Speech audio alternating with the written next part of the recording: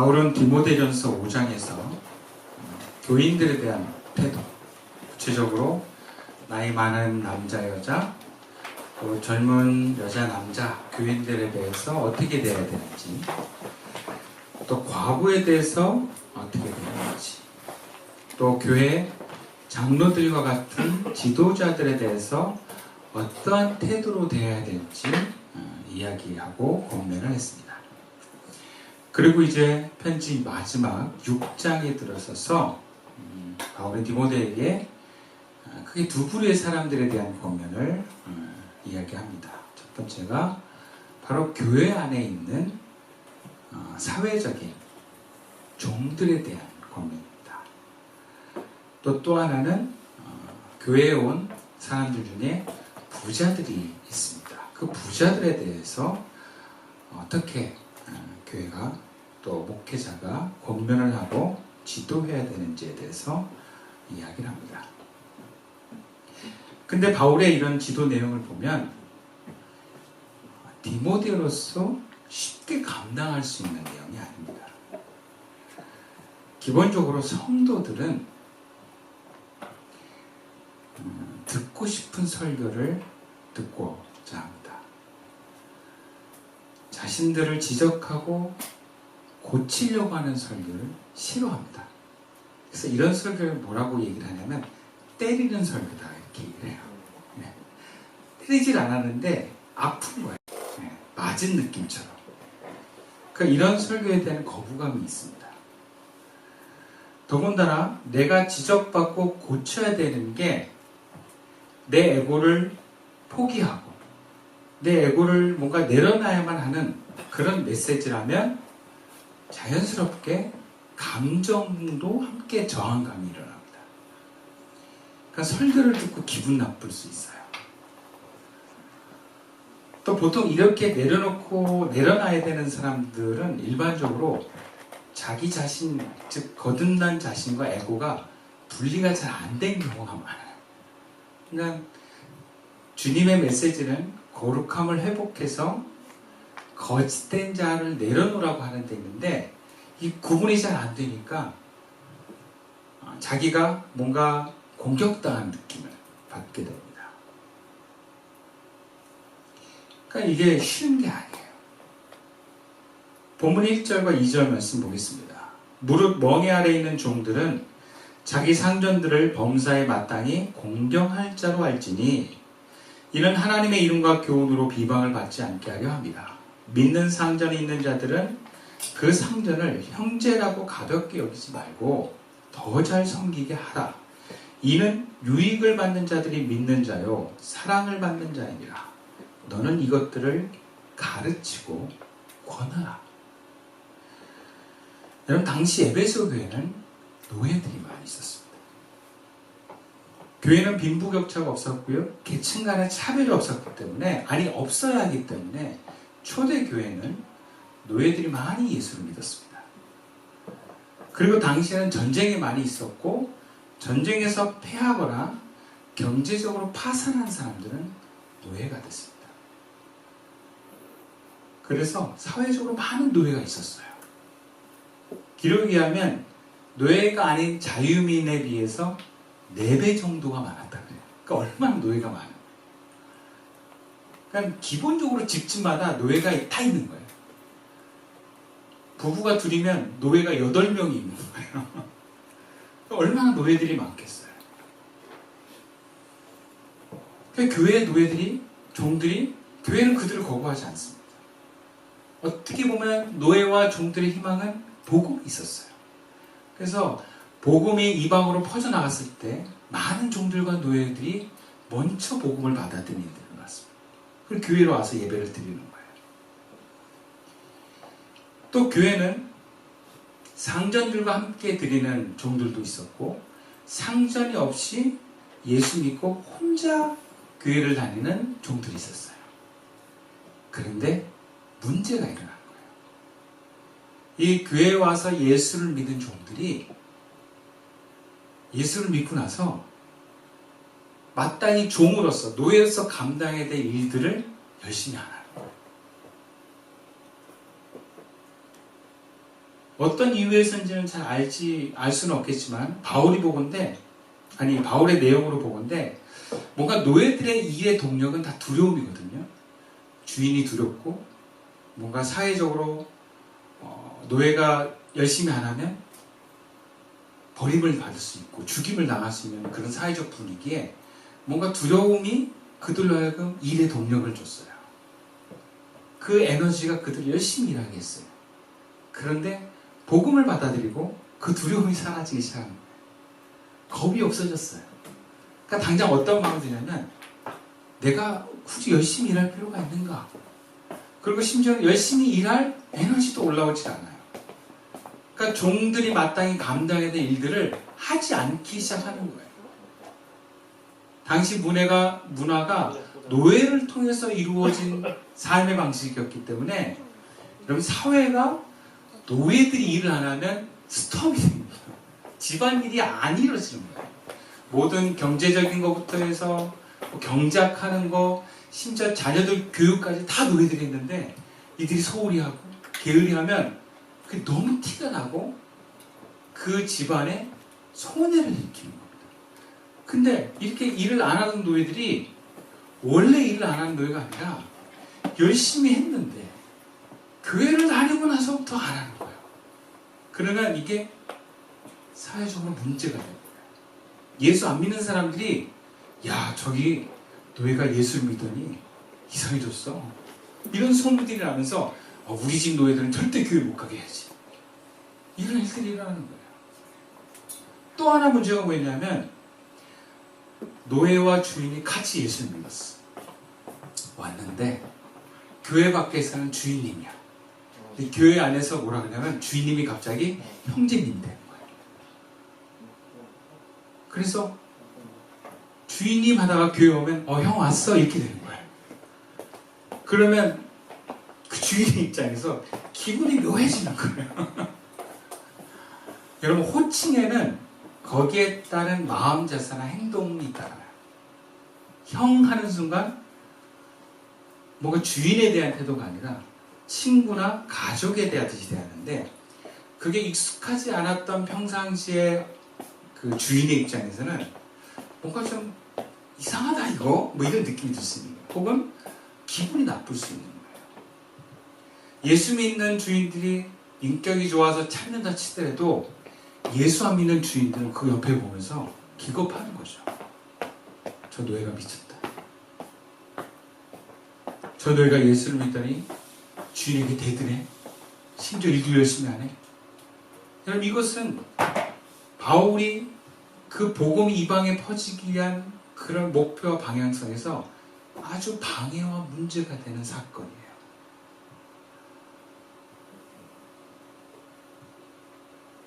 이러한 겉면이 이러한 문제를 가지고 바울은 제기를 하는 거예요. 종들로 하여금 교회에 다니는 종들로 하여금 더 열심히 일하게 해라.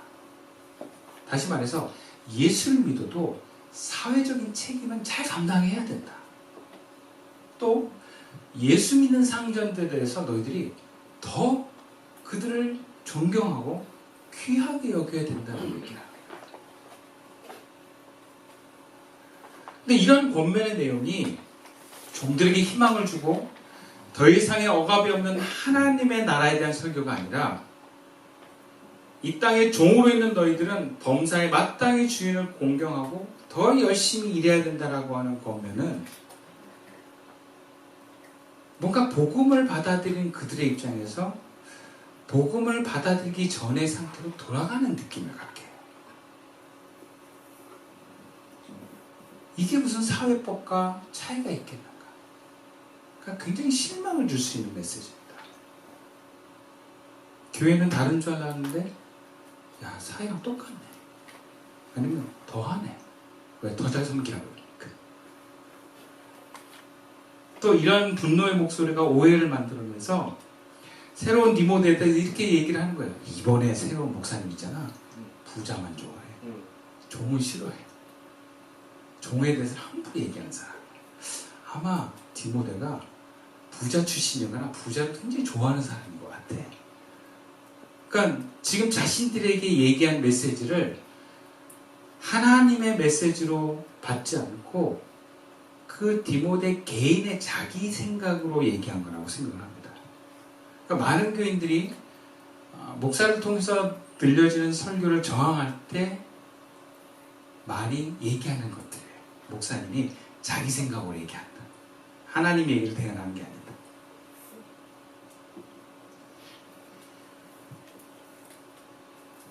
이것이 근데 오해입니다.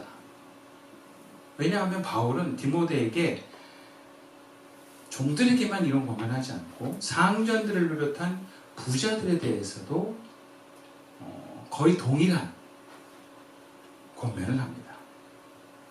돈과 관련해서 냉정하게 권면하는데요. 그게 본문 17절과 18절 말씀입니다. 내가 이 세대에서 부한 자들을 명하여 마음을 높이지 말고 정함이 없는 재물에 소망을 두지 말고 오직 우리에게 모든 것을 후히 주사 누리게 하시는 하나님께 두며 18절 선을 행하고 선한 사업을 많이 하고 나누어 주기를 좋아하며 너그러운 자가 되게 하라. 그러니까 은혜 충만한 부자들이야 그렇지만 돈을 좋아하고 돈을 많이 갖고 싶기를 원하는 교인들에게 이런 설교는 불편한 설교입니다. 디모데로서는 그들의 저항감을 알면서 그들을 고치고 지적하는 설교를 해야 되는 상황에 있어요. 이제 막 이 교회에 부임을 했는데 사람들이 싫어하는 설교를 해야 돼요. 지적하는 설교를 해야 돼요. 그럼 인간이 그렇습니다. 누가 나 지적하는 거 싫어요. 저도요. 우리 하루님하고 같은 신학교를 나와서 가장 힘들 때가 같이 교회 다녔을 때 예배 끝나고 집에 가서 설교 지적받을 때 되게 기분이 안 좋더라고요. 같은 신학교를 나오고 같이 말씀을 묵상하고 공부를 해도 지적하기 싫더라고요. 그러니까 사람은 나보다 높은 사람이라도 나를 고치고 지적하는 저항감이 있어요. 힘들어요. 근데 지금 디모데는 이제 막 부임한 그리고 나이도 어린 목사예요. 그런 목사가 종들한테 막 지적하는 설교를 하고 부자들한테 아마 그들 중에는 장로도 있을 거예요. 부자 되지 말라 그러고 나누어 주라 그러고 욕심내면 안 된다 그러고 사람들이 뭔가 불편한 감정을 드러낼 수 있어요. 내가 예전에 아시던 목사님은 젊었을 때 담임 목사님 했을 때 항상 예배를 끝나면 그 교회 장로님으로부터 2시간 동안 전화를 받았대. 목사님 하면서 설교에 대해서 설교는 이렇게 하는 겁니다 하는 거를 10년을 들었대. 10년을. 그 장로님한테. 그때 자기에게 심장병이 왔다 그러더라고요. 그렇게 말씀하시면 안 됩니다 하면서 사람들이 목사를 포함해서 누구든 지적하고 고치라고 얘기하는 건 다 듣기 싫어요. 근데 그걸 얘기하는 사람이 어른도 아니고 내가 존경하는 사람도 아니고 뭐가 신세를 진 사람도 아니고 이제 막 교회 부임한 담임 목사라면 여러분 어떻게 하시겠어요? 제가 디모데라면 진짜 쉽지 않을 것 같아요. 남 쉬는 소리 저도 잘 못하는데 정말 설교단에서 이 얘기를 해야 된다 그러면 참 불편할 것 같아요.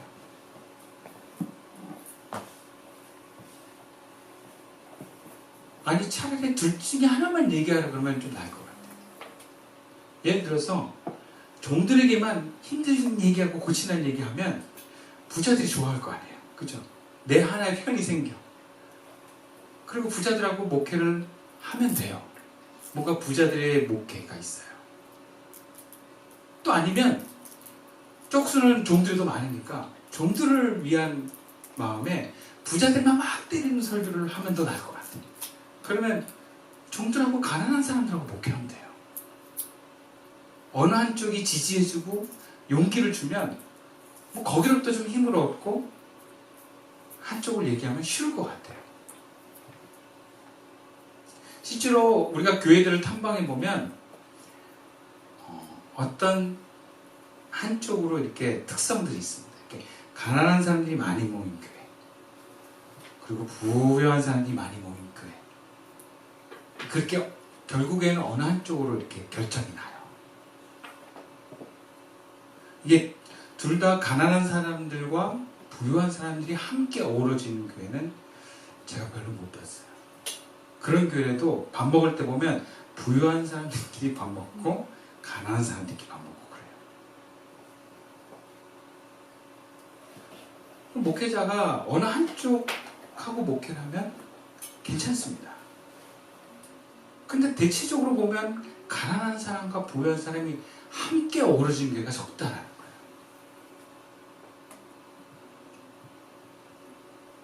근데 지금 디모데가 하는 목회는 그런 교회를 향한 목회 방향입니다. 가난한 사람도 그들의 삶을 잘 살아내서 교회 안에 잘 어우러져야 되는 것이고, 부유한 사람도 세상적인 부유함에서 잘못된 부분들을 고쳐내고 좋은 부분들을 함께 이뤄내서 교회 안에 잘 어울리도록 하는 목회의 방향을 제시하고 있습니다. 근데 그 길로 가기 위해서는 목회자가, 지도자가 잘못된 부분들을 분명하고 강하게 양쪽 다 얘기를 해야 되는 거예요. 근데 그것을 얘기하려면 정말 강력한 리더십과 카리스마가 있어야 돼요. 근데 이제 막 부임한 디모데입니다. 디모데의 연소함이 이미 교회에서 문제가 되고 있었어요. 그렇다면 바울은 도대체 무엇을 믿고 이런 어려운 상황에 처해 있는 목회자 디모데에게 이렇게 가르치라고 권면하는 것일까요? 도대체 뭘 믿고? 오늘 보면 11절 말씀입니다. 우리 다 같이 한번 읽어볼까요? 시작. 오직 너 하나님의 사람아, 이것들을 피하고 의와 경건과 믿음과 사랑과 인내와 온유를 따르며. 바울은 디모데에게 이렇게 디모데를 정의합니다. 너 하나님의 사람아. 너 하나님의 사람아. 디모데한테 너는 하나님의 사람이야. 그럼 이것이 어떤 의미가 있을까요? 여기에 나오는 표현, 너 하나님의 사람이라고 하는 표현은요, 놀랍게도 신약에 여기 딱 한 번만 나와요. 그런데 구약에는 몇 번 나옵니다. 근데 너 하나님의 사람이라고 표현하는 구약의 사람들이 누구냐면 대표적으로 모세, 사무엘, 다윗, 엘리야, 엘리사. 그리고 열왕기상 13장에 나오는 무명의 선지자. 왕 앞에서 담대하게 얘기했고, 거침없이 얘기했고, 하나님만의 말씀을 따라 세상을 두려워하지 않았던 믿음의 대표되는 사람들을 향해서 하나님의 사람이라고 표현을 했어요.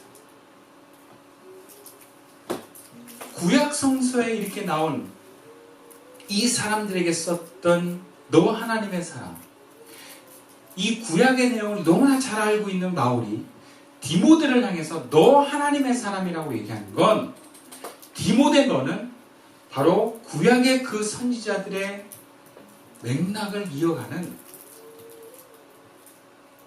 하나님의 사람이다. 같은 그 반열에 있다는 것을 의미하는 것입니다. 이것이 괜히 디모데를 기분 좋게 하려는 표현이 아니라 바울은 정말 그렇게 생각했어요. 바울 자신도 그런 정체성을 갖고 복음을 전했습니다. 왕 앞에 전했어요. 구원을 받은 하나님의 백성 중에 하나님의 임재 가운데, 하나님의 뜻 가운데 말씀을 선포하고 사역하는 사람들은요, 바울에게 있어서 구약의 대선지자 못지않은 하나님의 사람입니다. 바울은 디모데를 나약한 후계 목회자로 보지 않았습니다. 대선지자 못지않는, 왕 앞에서도 목숨을 두려워하지 않는 하나님의 말씀을 전하는 사람으로 보았다는 거예요. 그리고 그렇게 인식하고 너도 그렇게 그것을 인식하고 받아들이라는 것입니다. 더군다나 디모데는 예수님처럼 바울처럼 귀신을 쫓아내는 권세를 받은 성령의 사람입니다. 디모데, 네가 그렇게 종들 눈치 보지 말고 부자들 두려워하지 않아도 되는 것은 네가 바로 하나님의 사람이기 때문이야 라는 거예요. 너 스스로도 그렇게 자기를 인식하라는 거예요. 여러분, 우리가 예수 믿고 구원받아서 하나님 나라를 세워간다라고 하는 것은요, 내가 하나님의 사람으로 그 일을 감당하는 것입니다. 그럼 하나님의 종은 하나님의 사람이에요.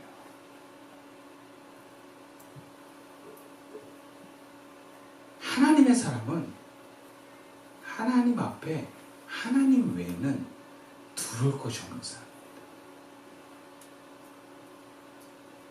근데 우리는 예수 믿고 예수를 믿음으로 세상에 제자로 살아간다고 하지만 너무 두려운 게 많아요. 너무 의식하는 게 많아요. 사회적으로 좀 높은 사람이 있으면 막 어려워요. 두려워요. 뭔가 심지어 연약한 사람들에 대해서도 제 상처받으면 어떡하지? 너무 사람을 배려를 넘어서서 상처를 안 주려고 해요. 근데 이게 되게 좋은 마음 같은데 알고 보면 되게 사랑이 없는 거예요. 무관심한 겁니다. 저는 제가 제 딸과 제 아들이 잘못 행동하면 가만두지 않습니다. 혼냅니다. 말 안 되는 건 어쩔 수 없지만 모르는 건 가르쳐줘요. 이건 아니다. 제가 분명하게 얘기를 합니다. 이번 주에도 저희 딸이 미술을 배우는데 시간이 다 됐는데 갈 생각을 안 해요. 제가 그랬어요. 너 시간을 지켜라. 이건 약속이다. 네가 안 하면 뭐라도 할 거면 시간을 지켜야 된다. 선생님과 예의를 지켜야 돼요. 그러니까 깜짝 놀라더라고요. 별것도 아닌 거야. 아빠가 잘 지내다 막 혼내니까. 나를 사랑해주고 내 편인 줄 알았는데 좀 느렸다고 막 뭐라 그러는 아빠가 이해가 안 되는 거야. 시치꺼면서 가더라고요. 근데 저는 잘못한 거를 가르쳐 주려고 하는 거예요. 왜? 여러분, 우리가 사회생활 해보면 알잖아요. 여러분, 그거 아세요? 지각하는 사람은 결코 신뢰를 받지 못합니다. 빠지고 지각하면 사회적으로 사람들이 가지고 있는 인식이 있어요. 저 사람이 나를 존중하지 않는 거야. 제가 학생을 가르쳐봐도 지각하는 애를 제가 잘 가르치고 싶은 마음이 안 생겨요. 억지로 떠밀려서 오는 애들 같아요. 근데 미리 와서 준비를 하고 있잖아요. 그러면 제가 최선을 다해서 가르쳐주고 싶어요. 돈을 떠나서. 그걸 가르쳐주고 싶었어요. 삶은 이렇게 사는 거라고. 그게 얼마나 소중한지. 여러분, 사랑하기 때문에 할 수 있는 거예요. 여러분, 우리가 이웃을 사랑해야 된다고 말하지만 이웃의 눈치를 보는 게 많아요. 왜? 이웃을 사랑하지 않기 때문에. 괜히 말 잘못했다가 비난받기 싫어요. 결국 자기 보호 차원에서 말 못하는 경우가 많다는 거예요. 목회자도 그렇습니다. 성도들한테 얘기를 바로 해야 되는데 얘가 교회 떠나면 어떡하지? 그게 정말 그 사람 위하는 게 아니라 교회가 떠나면 교회 수임이 줄잖아요. 그리고 뭔가 내가 말해서 상처를 받아서 교회 떠나면 왠지 모르는 죄책감도 들고 그래요. 그러니까 고치게 하는 것을 고쳐서 바르게 인도하는 것보다 교회를 붙어있게 하는 게 우선하고 싶은 마음이 들어요. 그게 목회자의 유혹이에요. 근데 바울의 서신들을 보면 바울은 어떻게든지 교회에 붙들어내는 게 목회의 목적이 아니에요. 장성한 분량이 돼서 예수 닮아가도록 교인들을 지도하는 것이 목회 목적이고 그러한 방향으로 서신서를 써갑니다.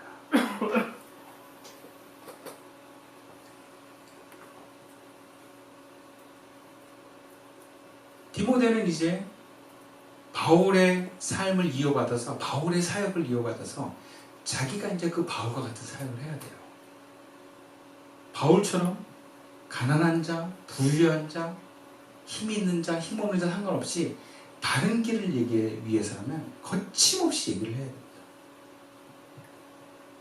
근데 디모데가 아직은 두렵고 아직은 여러 가지 면에서 부족한 부분이 많이 있어요. 바울도 아마 그 마음을 잘 알았던 것 같아요.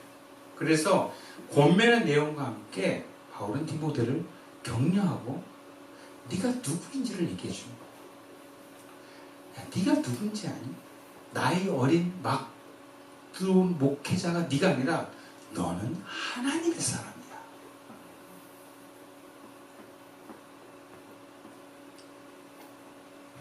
주님은 디모데와 같은 다른 사람을 향한 해방의 사역을 하고 있는 우리들에게 이렇게 말합니다.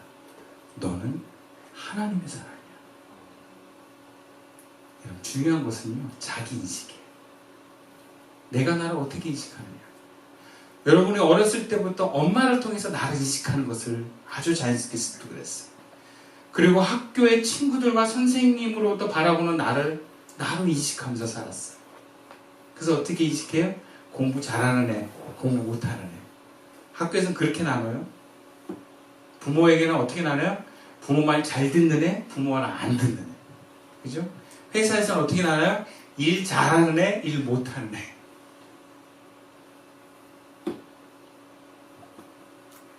그래서 뭔가 부족하고 못하고 연약하면 자꾸 나를 연약하고 못하는 나로 인식을 해요. 속고 있는 겁니다. 세상의 잘못된 소리에 그 손가락질에 나를 인식하고 있는 거예요. 속고 있는 거예요. 하나님이 나를 인식하는 그 인식을 내가 놓치고 살고 있어요. 하나님은 나를 그렇게 보지 않습니다. 하나님 우리를 연약하게 보질 않아요. 왜? 그냥 구원받아 하나님의 자녀가 됐고요. 임마누엘 하나님이 함께 하시는 나예요. 하나님의 사람으로 보십니다.